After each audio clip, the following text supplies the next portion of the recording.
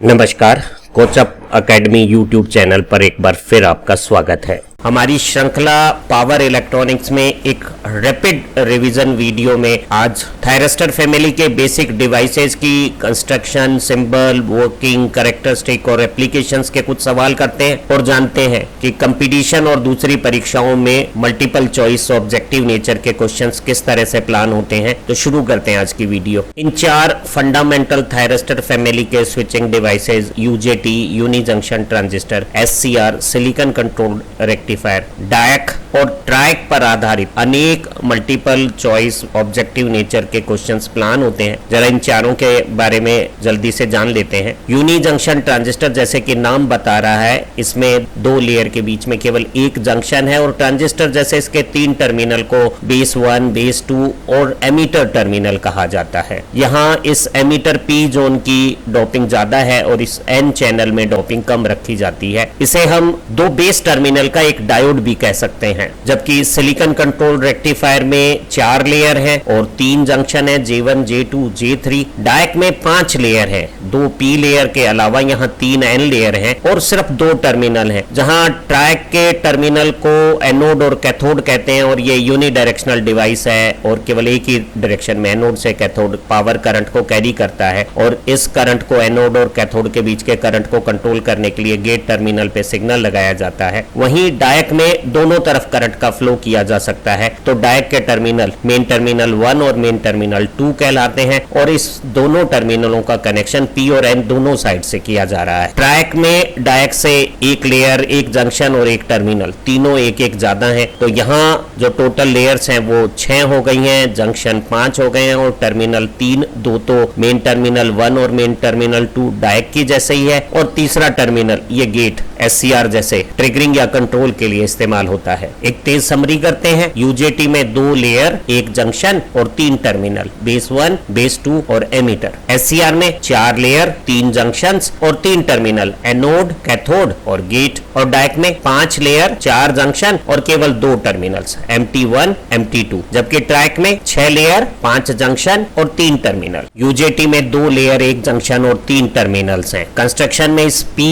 Ammeter layer में doping ज्यादा है और इस एन बेस में डोपिंग कम है। जो 3 टर्मिनल है वो बेस 1, बेस 2 और एमीटर कहलाते हैं। और सिंबॉलिक में एक पाई सिंबल बनाने के बाद एमीटर टर्मिनल को एक तिरछी एरो से प्रदर्शित किया हुआ है। यहाँ B1 और B2 के बीच में ये जो एन स्लैब है वो एक पोटेंशियल डिवाइडर का काम करता है और इस इंटरनल O पॉइंट पे यहाँ जब PN जंक्शन एमीटर पे अलग अलग वोल्टेज हम देते हैं तो एमीटर और बेस 1 के सर्किट में जो करंट बनाता है उसकी कैरेक्टरिस्टिक यहाँ शो की हुई है। और इस कैरेक्टरिस्टिक में एक खूबसूरत बात है और वो यह है कि वोल्टेज एक्सिस वर्टिकल है और करंट एक्सिस हॉरिजॉन्टल है। अक्सर हमारी कैरेक्टरिस्टिक में वर्टिकल एक्सिस पे करंट होता है लेकिन यहाँ वर्टिकल एक्सिस पे वोल्टेज है। और यहाँ अधिकतम वोल्टेज, पीक वोल्टेज पे ये पहली बार पीएन जंक्शन फॉरवर्ड बायस होता है और अगर एमीटर की वोल्टेज इस पीक वोल्टेज से कम होती है तो यहाँ एमीटर टर्मिनल में करंट फ्लो नहीं होता और इसको हम कट ऑफ रीजन कहते हैं। अगर एमीटर पॉइंट की वोल्टेज इस पीक वोल्टेज से ज्यादा हो जाती है तो ये पीएन जंक्शन फॉरवर्ड बायस होकर इस एन भाग में चार्ज कैरियर का नंबर इंक्रीज करता है जिससे इंटरनल O पॉइंट की वोल्टेज डिक्रीज होती है और एमीटर की वोल्टेज कम होने के बावजूद भी करंट बढ़ता है। और एक मिनिमम वोल्टेज पे आके ये करंट का बढ़ना तभी संभव होगा जब हम वोल्टेज को इंक्रीज करेंगे। तो यहाँ करंट का बढ़ना तभी संभव है जब हम वोल्टेज को बढ़ा रहे हैं। ये सैचुरेशन कंडीशंस आ गई है। अब यहाँ आवेश वाहक एक लिमिट से ज्यादा बढ़ नहीं पा रहे हैं लेकिन पीक पॉइंट से वैली पॉइंट के बीच में डिवाइस में एक नेगेटिव रेजिस्टेंस कैरेक्टरिस्टिक है जिसमें वोल्टेज के डिक्रीज होने के बावजूद भी करंट इंक्रीज होता है। हम इस नेगेटिव रेजिस्टेंस कैरेक्टरिस्टिक का इस्तेमाल एससीआर को ट्रिगरिंग पल्स देने के लिए या रिलैक्सेशन ऑसिलेटर में करते हैं। SCR silicon control rectifier thyristor family का सबसे इंपॉर्टेंट कंपोनेंट है जिसमें 4 लेयर, 3 जंक्शन और 3 टर्मिनल, एनोड, कैथोड और गेट है। इन 4 अल्टरनेट PN लेयर्स के बीच में ये 3 जंक्शन J1, J2, J3 और ये 3 टर्मिनल, एनोड, कैथोड और गेट। सिंबल, एक डायोड के सिंबल में गेट को एक तिरछी रेखा से इंकित करना। और इसके 3 वर्किंग मोड है। एनोड को पॉजिटिव, कैथोड को नेगेटिव देने पे फॉरवर्ड ब्लॉकिंग मोड में जंक्शन J1 और J3 फॉरवर्ड बायस है लेकिन J2 जंक्शन रिवर्स बायस अवस्था में केवल लीकेज करंट को अपने अक्रॉस अलाउ करता है और सारी वोल्टेज को विदस्टैंड करता है। आप फॉरवर्ड वोल्टेज को ब्रेक ओवर ओवर वोल्टेज कर देते हैं तो डिवाइस ब्लॉकिंग से कंडक्शन में टर्न ऑन या ट्रिगर हो जाएगा। यही काम आप टेम्परेचर इंक्रीज करके या वोल्टेज को बहुत तेज समय के साथ बदल कर भी कर सकते हैं, लेकिन ये तीनों डिवाइस की लाइफ को खतरे में डाल सकते हैं। सबसे बेहतरीन, सेफ, रिलायबल और कंट्रोलेबल यूजफुल ट्रिगरिंग करने का तरीका है कि हम गेट के इस सर्किट को पूरा करके गेट और कैथोड के बीच में फॉरवर्ड बायसिंग लगा के गेट में करंट भेजें, और अगर आप गेट करंट ज्यादा करते हैं तो कम वोल्टेज पे भी ये डिवाइस टर्न ऑन या ट्रिगर हो जाएगा। और टर्न ऑन की अवस्था में जब डिवाइस कंडक्शन मोड में आ गया है तो डिवाइस के अक्रॉस बहुत कम 1.5 वोल्ट ऑन स्टेट वोल्टेज होगी और डिवाइस का करंट एक्सटर्नल सर्किट में लगाई गई वोल्टेज और रेजिस्टेंस तय करेगा। यहाँ टर्न ऑन के लिए हमें एक करंट की आवश्यकता है और उस करंट को हम लैचिंग करंट कहते हैं। अगर आप टर्न ऑन स्टेट से वापस डिवाइस को ब्लॉकिंग स्टेट में लाना चाहते हैं तो कंडक्शन स्टेट के करंट को घटाना पड़ेगा और वो करंट का लेवल जिससे नीचे करने पर डिवाइस वापस ब्लॉकिंग स्टेट में आएगा, उस करंट को होल्डिंग करंट कहते हैं। और अगर डिवाइस पे रिवर्स वोल्टेज आप अप्लाई करते हैं और करंट को होल्डिंग करंट से कम करते हैं तो डिवाइस टर्न ऑफ या कम्यूट हो जाता है। डायक एक 2 टर्मिनल MT1 और MT2 का दोनों डायरेक्शन में सिमेट्रिकली कंडक्ट करने वाला, अल्टरनेटिंग करंट में काम करने वाला 5 लेयर 4 जंक्शन और 2 टर्मिनल का डिवाइस है। इसमें लेयर और जंक्शन तो थायरिस्टर या SCR से एक ज्यादा है, लेकिन टर्मिनल एक कम है। अगर MT1 को हम पॉजिटिव रखते हैं MT2 के रेस्पेक्ट में तो device P1, N2, P2, N3 के बीच में काम करेगा। Reverse bias N2, P2 junction अपने अक्रॉस केवल लीकेज करंट को अलाउ करेगा, लेकिन अगर हम ब्रेक ओवर वोल्टेज को पा लेते हैं तो अचानक यहाँ एवलांच ब्रेकडाउन होने से डिवाइस में करंट फ्लो बढ़ जाता है और डिवाइस के अक्रॉस वोल्टेज घट जाता है। हम ब्रेक ओवर वोल्टेज पे इसके इस तरह से ब्लॉकिंग से कंडक्शन मोड में जाने को टर्न ऑन कह सकते हैं, क्योंकि इसमें कोई गेट टर्मिनल नहीं है। टर्न ऑन या कंडक्शन में जाने का तरीका ब्रेक ओवर वोल्टेज अचीव करना है, जबकि हम SCR या ट्राइक में कन्वीनियंटली ब्रेक ओवर वोल्टेज से कम वोल्टेज पे भी गेट पे करंट सिग्नल देकर टर्न ऑन या ट्रिगरिंग कर सकते हैं। जो खूबी है वो ये है कि अगर हम यहाँ पोलैरिटी उल्टी कर देते हैं तो ये तीसरे क्वाड्रेचर में सेम पहले क्वाड्रेचर जैसी सिमेट्रिकल करंट वोल्टेज कैरेक्टरिस्टिक रखता है और दूसरे मोड में भी ब्रेक ओवर वोल्टेज, क्योंकि बीच की तीनों लेयर P1, N2 और P2 की डोपिंग सेम होने से दोनों तरफ ब्रेक ओवर वोल्टेज का लेवल सेम है। तो ब्रेक ओवर वोल्टेज से अधिक वोल्टेज करने पे करंट लैचिंग लेवल पे आके टर्न ऑन हो जाता है, और अगर हम एक ऑन डायोड का करंट घटा के होल्डिंग करंट से कम कर देते हैं और अप्लाइड वोल्टेज अगर ब्रेक ओवर से कम है तो ये अपने आप ब्लॉकिंग मोड में आ जाता है। इस डिवाइस का इस्तेमाल हम SCR और ट्राइक जैसी दूसरी डिवाइसेस की ट्रिगरिंग पल्स को कंट्रोल करने के लिए करते हैं, और सिंबॉलिकली इसे 2 एंटी पैरेलल डायोड जैसा माना जा सकता है। ट्राइक एक 6 लेयर 5 जंक्शन और 3 टर्मिनल MT1, MT2 और गेट टर्मिनल का डिवाइस है। इसमें लेयर, जंक्शन और टर्मिनल्स डायक से एक अधिक है। एक ट्राइक को 2 एंटी पैरेलल थायरिस्टर का कॉम्बिनेशन माना जा सकता है। 2 ऐसे back to back connected thyristor माना जा सकता है जिन दोनों के गेट टर्मिनल हमने कॉमन कर दिए हैं, और इसकी कैरेक्टरिस्टिक थायरिस्टर की कैरेक्टरिस्टिक से मिलती जुलती है और ये फर्स्ट और थर्ड क्वाड्रेचर में सिमेट्रिकल कैरेक्टरिस्टिक थायरिस्टर जैसी रखता है। अगर MT1 को ग्राउंड रेफरेंस रख के MT2 और गेट दोनों को पॉजिटिव या दोनों को नेगेटिव वोल्टेज के सिग्नल दिए जावें तो हमारा ट्राइक ज्यादा सेंसिटिव और रिलायबल तरीके से ट्रिगरिंग या टर्न ऑन करके कंट्रोल एप्लीकेशन में इस्तेमाल किया जा सकता है। ट्राइक का इस्तेमाल हम AC पावर के कंट्रोल्स में करते हैं। कुछ इंपॉर्टेंट प्रश्न प्रारूप देखते हैं। एक डायक के कितने टर्मिनल होते हैं? तो डायक जैसा नाम इंडिकेट हो रहा है, ये AC दोनों डायरेक्शन में काम करने वाला बाई डायरेक्शनल 2 टर्मिनल वाला डिवाइस है। तो डायक में 2 टर्मिनल्स होते हैं। अगर यहाँ डायक की बजाय ट्राइक होता तो ट्राइक में 3 टर्मिनल्स MT1, MT2 और गेट होते, और अगर यही SCR होता तो उसके भी 3 टर्मिनल होते, एनोड, कैथोड और गेट। SCR में कितनी सेमीकंडक्टर डोपिंग लेयर्स होती हैं? How many semiconductor doping layers are there in SCR? तो SCR में 4 लेयर है, डायक में 5 लेयर है और ट्राइक में 6 लेयर है, और जितनी लेयर है उससे एक कम जंक्शंस होते हैं। तो SCR में लेयर्स तो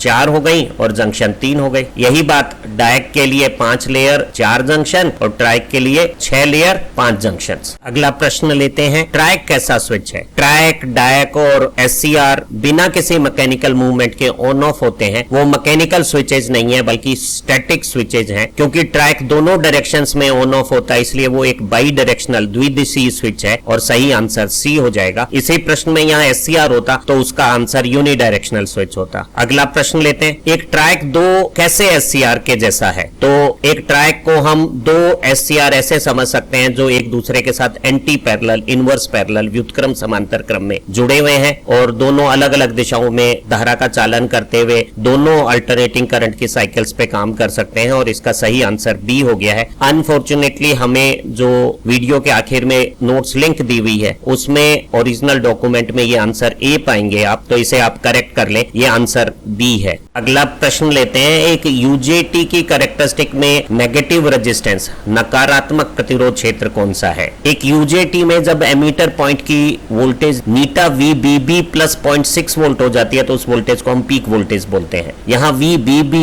दोनों बेस टर्मिनल 1 और 2 के बीच में अप्लाइड वोल्टेज है और नीटा इस इंटरनल O पॉइंट और B1 के बीच में बने हुए रेजिस्टेंस R1 का इस पूरे स्लैब के total resistance R1 plus R2, जहां R2 ऊपर का रेजिस्टेंस है, उसके साथ रेशो है और इसे हम इंट्रिंसिक स्टैंड ऑफ रेशो कहते हैं। टिपिकली इसकी वैल्यू 0.6 से 0.8 के बीच में हो सकती है और नीटा VBB इस इंटरनल O पॉइंट की वोल्टेज हो गई है और जब एमीटर की वोल्टेज इस वोल्टेज से 0.6 वोल्ट ज्यादा हो जाएगी तो हमारा ये PN जंक्शन फॉरवर्ड बायस होकर कंडक्शन करने लगेगा और बहुत सारे होल, ये ज्यादा डोपिंग का है एमीटर पोर्शन, जब नीचे के इस N पोर्शन में आएंगे तो यहाँ कंडक्टिविटी बढ़ने से, इंटरनल O पॉइंट की वोल्टेज कम होने से, एमीटर की वोल्टेज अगर कम भी होगी तो उसका करंट बढ़ेगा और ये increase of current decrease voltage के साथ वैली पॉइंट तक चलेगी और इस पीक पॉइंट और वैली पॉइंट के बीच का ये जो कैरेक्टरिस्टिक पोर्शन है जिसमें वोल्टेज के डिक्रीज होने के बावजूद भी करंट इंक्रीज हो रहा है, नेगेटिव रेजिस्टेंस कैरेक्टरिस्टिक कहते हैं। हम इसका इस्तेमाल ट्रैक और SCR को ट्रिगरिंग पल्स देने के लिए और रिलैक्सेशन ऑसिलेटर में करते हैं। तो हमने समझा कि जो नकारात्मक प्रतिरोध क्षेत्र है, नेगेटिव रेजिस्टेंस रीजन है, वो पीक और वैली के बीच का रीजन है, जबकि पीक पॉइंट से पहले का रीजन कट ऑफ कहलाता है और वैली के बाद का रीजन सैचुरेशन कहलाता है। अगला प्रश्न लेते हैं। SCR को चालू करने का सबसे सामान्य जनरल तरीका, नॉर्मल वे क्या है? तो हमने बताया कि फॉरवर्ड ब्रेक ओवर वोल्टेज को ज्यादा करना या टेम्परेचर ज्यादा होना या वोल्टेज के तेज परिवर्तन से SCR ऑन तो हो सकता है, लेकिन ये सामान्य तरीके नहीं है और ये डिवाइस को डैमेज भी कर सकते हैं। जो सबसे सामान्य और उपयोगी तरीका है वो उचित गेट करंट के द्वारा, आंसर डी, SCR को ऑन करना है। Appropriate gate current can be the normal way to turn on an SCR which is safe, reliable and useful। अगर यहीं पे इसी प्रश्न में SCR की बजाय डायक होता तो डायक में गेट नहीं होता तो उसे हम ब्रेक ओवर वोल्टेज द्वारा ही टर्न ऑन कर सकते थे। तो अगर इसी प्रश्न में डायक होता तो ये प्रश्न का उत्तर हो जाता ब्रेक ओवर वोल्टेज से। सामान्य तरीका है डायक को ऑन करने का, जबकि ट्रैक और SCR को हम एप्रोप्रिएट गेट करंट से टर्न ऑन करते हैं।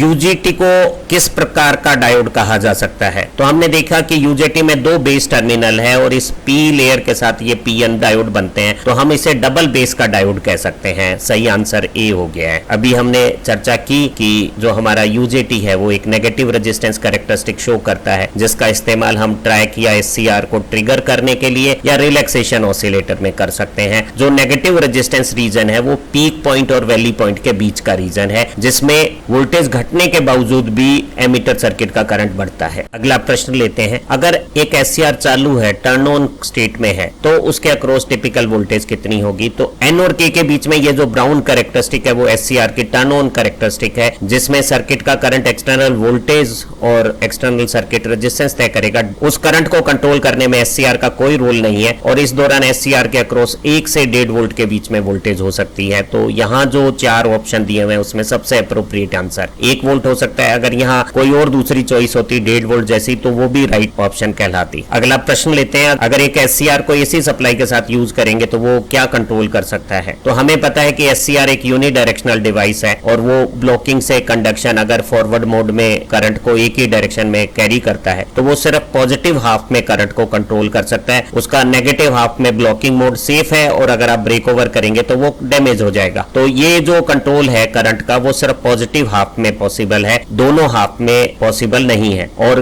किसी एक हाफ में चॉइस के हिसाब से भी पॉसिबल नहीं है। तो सही आंसर यहाँ सी हो गया है। है। अगर यही प्रश्न में SCR के बजाय ट्राइक होता तो वो दोनों पॉजिटिव और नेगेटिव हाफ साइकिल में हमारे AC सप्लाई को कंट्रोल कर सकता था। तो आप देखिएगा कि प्रश्नों में एक हल्का सा फर्क आने पे आंसर्स में चेंज हो जाएगा। तो आप डिवाइस, उनकी कैरेक्टरिस्टिक, सिंबल, वर्किंग, कंस्ट्रक्शन, इनको अच्छी तरह से समझ लें और प्रश्नों के उत्तरों को याद करने की चेष्टा ना करें। एक ऑन स्टेट में काम करने वाले थायरिस्टर को बंद कैसे किया जाता है, अगला प्रश्न है। तो हमें एक जानकारी है कि एक ब्लॉकिंग स्टेट के थायरिस्टर को अगर आपने गेट पे ट्रिगरिंग पल्स देके ऑन कर दिया है, एक बार उसमें करंट अगर लैचिंग लेवल को क्रॉस कर गया और वो सेल्फ लैच्ड हो गया ऑन स्टेट में, तो अब आप अगर गेट के सिग्नल को हटा भी देंगे तो गेट करंट यथावत चलता रहेगा। गेट का अब इसे बंद करने में कोई कंट्रोल नहीं है। एक ऑन कंडक्टिंग थायरिस्टर को बंद करने के लिए हमें कंडक्शन करंट को होल्डिंग करंट से कम करना होगा और साथ में डिवाइस के अक्रॉस एक रिवर्स वोल्टेज भी लगानी आवश्यक है। तो यहाँ आप देखिएगा कि हमारा ए भी जरूरी है और बी भी स्टेप जरूरी है। तो आप देखिए अलग अलग ए और बी सही आंसर है, लेकिन यहाँ सबसे बेहतरीन आंसर ये डी होगा कि ए और बी दोनों के कॉम्बिनेशन से थायरिस्टर को बंद किया जाएगा। एक थायरिस्टर को फॉल्स, स्पूरियस, अनवांटेड ट्रिगरिंग से रोकने के लिए क्या किया जाता है? हमें जानकारी है कि एक ब्लॉकिंग थायरिस्टर में जंक्शन J2 पर एक कैपेसिटर कार्यरत है जो सारी अप्लाइड वोल्टेज को सस्टेन करता है और अगर वोल्टेज समय के साथ बहुत तेजी से बदलती है तो वहां जो चार्जिंग करंट है वो गेट करंट जैसा काम करता है और एक थायरिस्टर को बिना चाहे हुए स्पूरियस, फॉल्स, झूठी ट्रिगरिंग कर देगा। तो एक थायरिस्टर पे वोल्टेज तेजी से ना बदले, dV/dt प्रोटेक्टेड रीजन में रहे, तो हम एक R और C का सीरीज कॉम्बिनेशन SCR के समांतर में जोड़ देते हैं और ऐसे कॉम्बिनेशन सर्किट को हम स्नबर सर्किट कहते हैं। तो स्नबर सर्किट एक R और C का सीरीज कॉम्बिनेशन है जो SCR या ट्राइक के समांतर में जोड़ा जाता है और वो उसमें dV/dt को एक लिमिट तक ही रखता है ताकि हमारे SCR या ट्राइक अनवांटेड, स्पूरियस, झूठे मूठे, फॉल्स ट्रिगर या टर्न ऑन ना हो। अगला प्रश्न लेते हैं। यूजेटी के इंटरबेस प्रतिरोध में बेस 1 और एमीटर के रेजिस्टेंस को टोटल इंटरबेस रेजिस्टेंस के अनुपात के साथ क्या कहते हैं? The ratio of emitter to base 1 resistance to interbase resistance of UJT is called. तो यूजेटी में एक ज्यादा डोपिंग की पी लेयर के साथ एक कम डोपिंग का एन डॉप्ड चैनल होता है और यहाँ एक पीएन जंक्शन डायोड बनता है और उस जंक्शन डायोड का इंटरनल ए पॉइंट के बीच में बेस 1 टर्मिनल एक रेजिस्टेंस RB1 अंदर बनाता है और ऊपर एक रेजिस्टेंस RB2 है। जब बाहर से हम दोनों बेस टर्मिनल B2 और B1 पर एक बायस बैटरी VBB लगाते हैं तो वो इंटरनल ए पॉइंट पर एक वोल्टेज बनाती है और वो वोल्टेज नीटा VBB है। वो वोल्टेज नीटा VBB है और यहाँ ये नीटा इंट्रिंसिक स्टैंड ऑफ रेशियो कहलाता है जो इस नीचे के रेजिस्टेंस RB1 का total resistance RB1 plus RB2 के साथ जोड़ का अनुपात है। जब हमारा यूजेटी कट ऑफ रीजन में होता है तो एमीटर की वोल्टेज नीटा VB से कम होती है और जब हम एमीटर की वोल्टेज को नीटा VBB में 0.6 वोल्ट अधिक कर लेते हैं तो हमारा पीक पॉइंट आ जाता है। नीटा VBB वोल्टेज पे पहली बार हमारा एमीटर पॉइंट इस इंटरनल ए पॉइंट की बराबर बाइसिंग पे आता है और 0.6 वोल्ट की एक्स्ट्रा वोल्टेज होने पर पीक पॉइंट पे ये इफेक्टिवली फॉरवर्ड बायस होकर ये पीएन जंक्शन जब कंडक्ट करता है तो नीचे के एन चैनल में होल के आधिक्य के कारण कंडक्टिविटी बढ़ती है और इंटरनल ए पॉइंट की वोल्टेज डिक्रीज होने पर हम पाते हैं कि हमारा यूजेटी नेगेटिव रेजिस्टेंस कैरेक्टरिस्टिक देता है। तो ये जो वोल्टेज है इंटरनल ए पॉइंट की वो नीटा VBB है और नीटा को हम इंट्रिंसिक स्टैंड ऑफ रेशियो कहते हैं। एक और खूबसूरत बात है कि अगर हम यूजेटी का टेम्परेचर बढ़ाएंगे तो ये दोनों रेजिस्टेंस नीचे का RB1 और ऊपर का RB2 एक समान रूप से बदलेंगे। तो नीटा की वैल्यू टेम्परेचर बढ़ाने या घटाने पर बदलती नहीं है। यूजेटी का एक परीक्षा संभावित प्रश्न करते हैं। अगर एक यूजेटी में इंट्रिंसिक स्टैंड ऑफ रेशियो 0.65 है और बायस बैटरी की वोल्टेज 20 वोल्ट है तो हमें पीक पॉइंट के कॉरेस्पॉन्डिंग एमीटर और बेस 1 के बीच की वोल्टेज का पता करना है। तो हमें मालूम है कि इस इंटरनल ए पॉइंट पे जो वोल्टेज है वो नीटा VBB, इस केस में 20 को 0.65 से अगर गुणा करेंगे तो 13 वोल्ट हो गई है और इफेक्टिव फॉरवर्ड बायस के लिए इस पीएन जंक्शन डायोड पे एमीटर की वोल्टेज 13 वोल्ट से 0.6 वोल्ट ज्यादा 13.6 वोल्ट होनी चाहिए। तो यहाँ राइट आंसर बी हो गया है। परीक्षाओं में कुछ प्रश्न SCR के प्रोटेक्शन संबंधी आते हैं, जैसे एससीआर को ओवर वोल्टेज से कैसे बचाएंगे, ओवर करंट से कैसे बचाएंगे, एससीआर में DI/dt सुरक्षा कैसे प्राप्त करते हैं, SI में DV/dt सुरक्षा कैसे प्राप्त करते हैं, गेट की सुरक्षा संबंधी क्या बातें हैं, तो सभी को समझ लेते हैं एक साथ। ये किसी एससीआर या पावर स्विचिंग डिवाइस के लिए प्रोटेक्शन स्कीम है। जो वोल्टेज है वो एससीआर के पैरेलल में आती है, तो ओवर वोल्टेज से बचाव के लिए हम voltage clamping non linear register जैसे मेटल ऑक्साइड वेरिस्टर या वेरेक्टर डायोड का इस्तेमाल कर सकते हैं। और ये जो R और C का सीरीज कॉम्बिनेशन है जो एससीआर के पैरेलल में हमने लगाया है, ये हमारे डिवाइस को इंटरनल ओवर वोल्टेज से तो बचाता ही है, साथ में ये DV/dt का भी प्रोटेक्शन देता है और फॉल्स टर्न ऑन से बचाता है। एससीआर के सीरीज में एक्सेसिव ओवरलोड या ओवर करंट प्रोटेक्शंस के लिए हम मैग्नेटिक एक्शन वाले सर्किट ब्रेकर का इस्तेमाल करते हैं, जो लॉन्ग ड्यूरेशन के स्मॉल ओवरलोड से एससीआर को बचाता है। और fast acting current limiting fuse short durations के हैवी शॉर्ट सर्किट करंट से एससीआर को बचाते हैं, तो ये ओवर करंट प्रोटेक्शन हो गया है। और DI/dt की जो प्रॉब्लम टर्न ऑन टाइम में होती है, उसे बचाने के लिए हम एससीआर के श्रेणी में, एससीआर के इस पावर सर्किट की सीरीज में एक इंडक्टर को लगा देते हैं। गेट में करंट को लिमिट रखने के लिए ये रेजिस्टेंस R2 गेट और कैथोड की सीरीज में लगाया जाता है। गेट पे ओवर वोल्टेज के बचाव के लिए शंट में एक जीनर डायोड लगाया जाता है और स्पूरियस टर्न ऑन से बचने के लिए ये R और C का पैरेलल कॉम्बिनेशन यूज किया जाता है। तो प्रश्न है, एससीआर के गेट को ओवर वोल्टेज से कैसे बचाया जाता है? तो एक पैरेलल जीनर डायोड से जो गेट के अक्रॉस हम लगाते हैं, यहाँ आंसर ए हो गया, उससे हम एससीआर के गेट को ओवर वोल्टेज से बचा सकते हैं। एक सीरीज रेजिस्टेंस एससीआर के गेट सर्किट को ओवर करंट से बचाता है। अगर यही क्वेश्चन एससीआर को ओवर वोल्टेज से बचाने का होता तो हम स्नबर सर्किट या voltage clamping device, varactor diode या मेटल ऑक्साइड वेरिस्टर से ये बचाव पा सकते थे। एससीआर के लिए DI/dt सुरक्षा कैसे प्राप्त की जाती है? तो हम एससीआर के लोड सर्किट में सीरीज में एक इंडक्टर के साथ, यहाँ राइट ऑप्शन बी हो गया है, DI/dt सुरक्षा प्राप्त कर सकते हैं। DV/dt सुरक्षा के लिए स्नबर सर्किट का इस्तेमाल होता है और ओवर करंट के लिए सर्किट ब्रेकर या fast acting current limiting fuse का इस्तेमाल होता है। कई ऑब्जेक्टिव क्वेश्चन एससीआर की कैरेक्टरिस्टिक्स से रिलेटेड हो सकते हैं। सवाल है, एससीआर की फिंगर वोल्टेज क्या है? तो हमें पता है कि अगर हम गेट ट्रिगरिंग करते हैं और गेट के करंट को इंक्रीज करते हैं तो कम वोल्टेज पे भी डिवाइस ब्लॉकिंग से कंडक्शन में चला जाता है, लेकिन गेट करंट के एक अधिकतम मान पे भी मिनिमम एनोड कैथोड वोल्टेज की हमें आवश्यकता होगी टर्न ऑन या ट्रिगरिंग प्रोसेस के लिए। और उस मिनिमम रिक्वायर्ड एससीआर वोल्टेज को जो गेट के किसी हाई करंट पे भी ट्रिगरिंग के लिए हमें चाहिए, कि यहाँ ऑप्शन ए देखिएगा, वो हमारी फिंगर वोल्टेज है। फिंगर वोल्टेज की सिग्निफिकेंट पैरेलल ऑपरेशन ऑफ एससीआर्स में है। कभी हम पैरेलल ऑपरेशंस का जब क्वेश्चन करेंगे तो ये बात और जानेंगे। एक अगला सवाल लेकर आज की वीडियो को समाप्त करते हैं। एससीआर में वोल्टेज सेफ्टी फैक्टर,